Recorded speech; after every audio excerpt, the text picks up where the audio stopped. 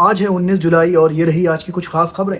Iran ने Jordan के base पर जो अमेरिका के हमला किया था उसमें से अब रिपोर्ट निकलकर सामने आने लगी है। दोस्तों 17 तारीख को जो ईरान ने एक बड़ा हमला किया था जॉर्डन के अमेरिका के बेस पर, तो अब सेंटकॉम की तरफ से बयान जारी हो गया है। सेंटकॉम ने बताया है कि उसके 2 सोल्जर्स मारे गए हैं इस अटैक में और 4 सोल्जर्स घायल हैं और अभी 1 सोल्जर जो है वो मिसिंग है। सेंटकॉम ने कहा है कि आगे की जानकारी हम 24 घंटे के बाद बताएंगे। तो दोस्तों ये भी पॉसिबिलिटी है कि 24 घंटे के बाद घायलों में या फिर मरने वालों में और ज़्यादा इजाफा हो सकता है। दोस्तों मैं आपको बता दूं, ईरान अपनी पूरी ताकत के साथ हमला कर रहा है जितने भी अमेरिका के बेसेस हैं मिडिल ईस्ट में, चाहे वो जॉर्डन हो गया, चाहे वो कुवैत हो गया। ये देखिए कुवैत के एयरपोर्ट का नज़ारा है। कुवैत की इस वक्त फ़्लाइटें सारी बंद हैं क्योंकि सिक्योरिटी मेजर्स की वजह से जो वहाँ के कमर्शियल जो फ़्लाइट्स हैं वो नहीं चल रही हैं। कुवैत के इंटरनेशनल एयरपोर्ट के अंदर का नज़ारा है, देखिए कितनी ज़्यादा भीड़ है अंदर दोस्तों, क्योंकि कई फ़्लाइटें कैंसिल हो गई हैं कुवैत में ईरान के हमलों की वजह से। दोस्तों मिडिल ईस्ट में अमेरिका को तो नुकसान हो ही रहा है, लेकिन मिडिल ईस्टर्न कंट्रीज़ जिसने अमेरिका को अपना बेस दिया हुआ है वो कंट्रीज़ को भी खासा नुकसान उठाना पड़ रहा है। जैसे कि कुवैत के डिस्टिलेशन प्लांट पर हमला कर दिया था ईरान ने, तो बताया ये जा रहा है ये सिर्फ इस वजह से हो रहा है क्योंकि इन मिडिल ईस्टर्न कंट्रीज़ ने अमेरिका को अपना बेस दिया हुआ है।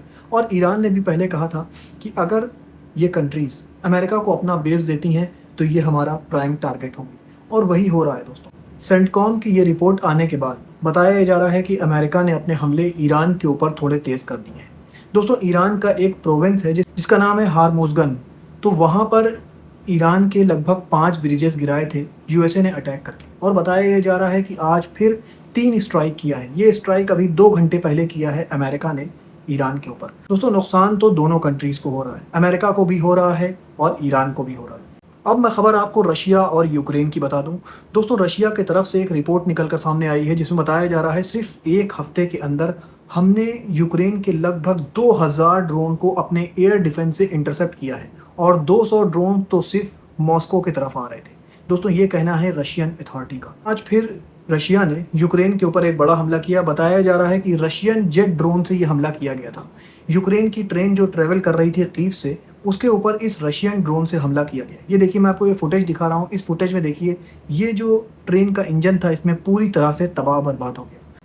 रशिया ने जो दूसरा हमला किया वो भी आज बड़ा था। बताया जा रहा है कि रशिया ने यूक्रेन के Neptune coastal missile system launcher और ट्रांसपोर्ट लोडिंग व्हीकल्स जो थे वो एम्यूनेशन लेकर जा रहे थे, जिसको टारगेट किया और उसको पूरी तरह से तबाह कर दिया। ये मैं आपको इसको वीडियो शेयर कर रहा हूँ, देखिए किस तरह से रशिया ने इसको टारगेट किया और पूरी तरह से तबाह कर दिया। दोस्तों दोनों कंट्रीज़ एक दूसरे का नुकसान कर रही हैं। आज यूक्रेन ने भी रशिया के ऊपर एक बहुत बड़ा हमला किया था जिसके बाद मैंने आपको दिखाया था कि एटमॉस्फेयर में काले बादल बन गए थे जो किसी भी तौर हट नहीं रहे थे। देखिए दोस्तों इसमें क्या होता है, मैं इसकी अपडेट खबरें लेकर आपके पास आता रहूँगा। अब दोस्तों खबर मैं आपको अमेरिका की बता दूं। न्यूयॉर्क के मेयर हैं ममदानी, उनको तो आप जानते ही होंगे। आज उनका बयान आया, एक इंटरव्यू के दौरान उन्होंने कहा कि नेतन्याहू वॉर क्रिमिनल हैं और अगर वो न्यूयॉर्क आते हैं तो मैं हर मुमकिन कोशिश करूंगा उनको गिरफ्तार करने के लिए। दोस्तों ऑन एयर इंटरव्यू के दौरान ममदानी ने ये बात कही। दोस्तों एक्स वॉर क्रिमिनल प्रोसिक्यूटर का आज बयान आ गया है। उन्होंने कहा है ये जो कंट्रीज़ एक दूसरे की वाटर सप्लाईज पर हमला कर रही हैं तो ये खुले तौर पर वॉर क्राइम्स हैं। उन्होंने ईरान को भी कहा और यूएसए को भी कहा। उन्होंने कहा ईरान ने जैसे कुवैत पर हमला किया तो ये भी एक वॉर क्राइम है, और जैसे यूएसए ने आज ईरान के डिस्टिलेशन वाटर प्लांट पर हमला किया तो वो भी एक वॉर क्राइम है। उन्होंने कहा वॉर में मिलिट्री साइट्स को टारगेट करा जाता है, अगर आप सिविलियन साइट्स को टारगेट करते हैं तो ये वॉर क्राइम्स के अंदर आता है। तो दोनों कंट्रीज़ वॉर क्राइम्स कर रही हैं इस वक्त।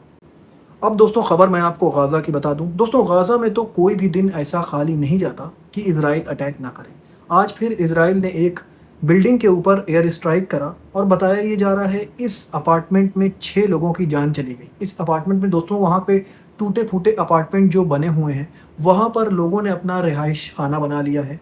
वहाँ किसी तरह लोग अपना चादर वादर डाल कर रह रहे हैं। वहाँ पर भी क्या हो रहा है कि इजराइल उनको रहने नहीं दे रहा है। वहाँ पर भी आए रोज़ अटैक होते रहते हैं, और इसी तरह की एक टूटी फूटी बिल्डिंग थी जिसमें लोग रह रहे थे और उस बिल्डिंग को निशाना बनाया इजराइल ने, और बताया ये जा रहा है कि इसमें 6 लोगों के मारे जाने की खबर है। दोस्तों मैं अब आपको दुनिया भर की वेदर रिपोर्ट बता दूँ। दोस्तों बताया ये जा रहा है कि रिस्क बहुत ज़्यादा बढ़ गया है पॉल्यूशन का।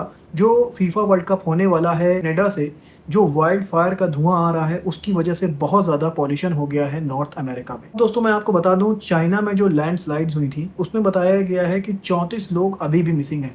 उनको ढूंढने के लिए रेस्क्यू ऑपरेशन चल रहे हैं। दोस्तों दुनिया में हर तरफ वेदर कंडीशन बहुत ज़्यादा वायलेंट हो चुकी है। दोस्तों आज चिली में भी खतरनाक स्टॉर्म देखा गया। बताया ये जा रहा है ऐसा स्टॉर्म डिकेड्स में नहीं आया है जिस तरह का स्टॉर्म चिली में देखा जा रहा है। दोस्तों ये जो आप समुद्र की लहरें देख रहे हैं इतनी ज़्यादा वायलेंट हो रही हैं। बताया ये जा रहा है कि चिली में इस तरह की वायलेंट लहरें डिकेड्स में नहीं हुई हैं जो अब हो रहा है। दोस्तों दुनिया भर में आप देखिए तो वेदर पैटर्न बदलता जा रहा है, लेकिन दुनिया अपने आप में उलझी हुई है। कोई किसी पे हमला कर रहा है, कोई किसी पे हमला कर रहा है, लेकिन कोई दुनिया का पैटर्न नहीं देख रहा है कि वो कहाँ जा रही है।